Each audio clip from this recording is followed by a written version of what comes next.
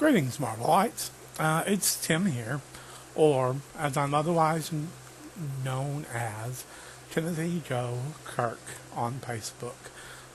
Most often, though, many people will know me through my online pseudonym of Silverlion, or alternately Silverlion Prime, depending on where I have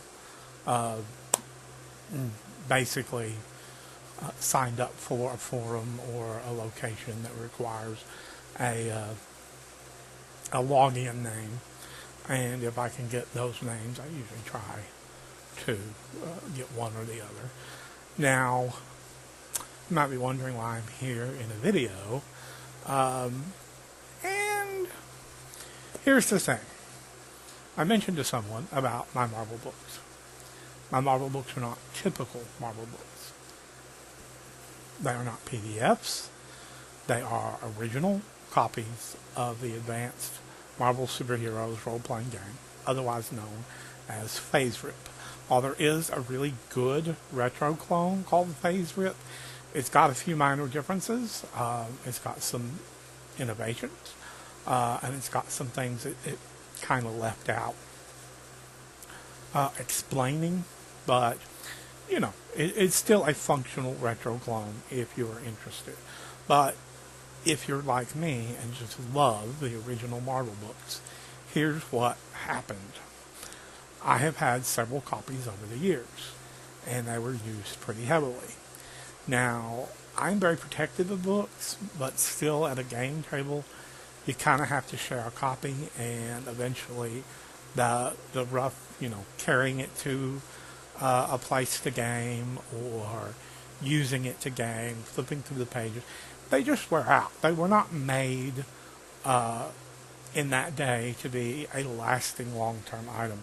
I mean, despite the fact that I think some of the original Advanced Dungeons and Dragons hardbacks are still around and still in excellent condition, whatever binding they used was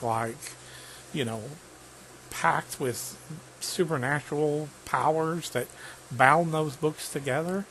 I don't know, but I know that soft covers, especially staple down soft covers, don't tend to last very long, especially with any regular use, which is part of the reason why a lot of my soft cover games don't see more regular use. Instead, if I can, I get a PDF and use it, which is why I'm often glad to be able to buy PDF and book packages. However, what I did before all this was quite so common, PDFs and exchanging information and storing things on the net so that you could go back and download them later, I found a company that was called the Library Binding Company. And what they did is they took soft cover books and cut the covers off of them very carefully, and then bound those covers to a hardcover book template that they then glued using the same methods that they make hardback books with in other ways today, although not sewn, because there are some that are sewn bindings, and those are usually really, really strong.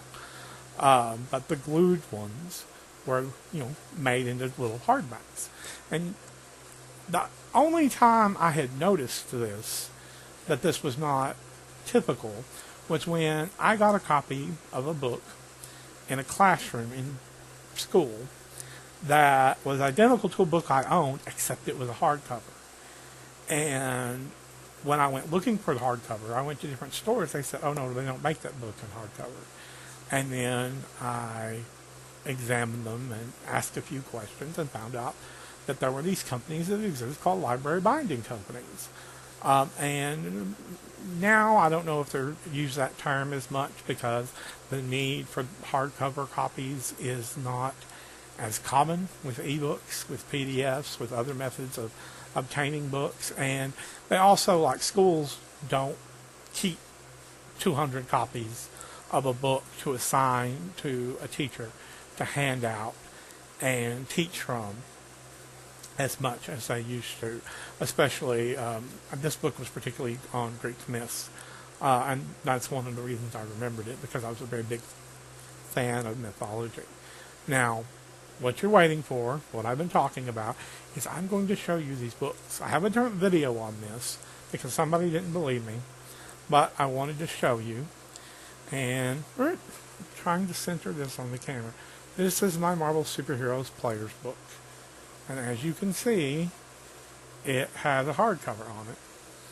The same applies to my referee's guide.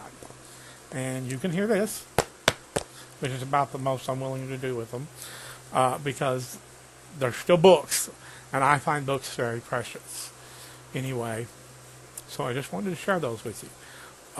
You can find binding companies that still follow this process to make games today, or to recover games today, or whatever you would like to do.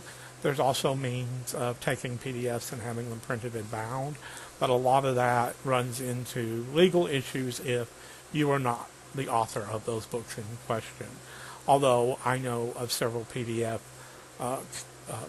copies of certain games have come with permission to allow you to print them out and to have them bound in the past. So it is possible. But, you know, if you have a copy and you want to, look for a company that does rebinding. And, you know, you should be able to find a company that will do it with the covers intact. It did actually lose a page of the back page of the book in order to do it, because they had used it, part of the cover, as part of the index, and they need an extra page here to glue it to the cover. So, I mean, it's a minor loss. It didn't really hurt the book in the long run, and I still have these copies. I've had them for, I would say I've had this copy since the late 90s, but I didn't get it rebound until probably 2005 or 2006. So, you know, I took very good care of them, despite the fact that they tend to wear out on us. Anyway, that's all this video is about. And, you know, glad to have you as fans of the game, even though I didn't write it. I'm glad that it is still popular and still makes people happy to play it, because I'm one of those people. So take care, peace, good gaming.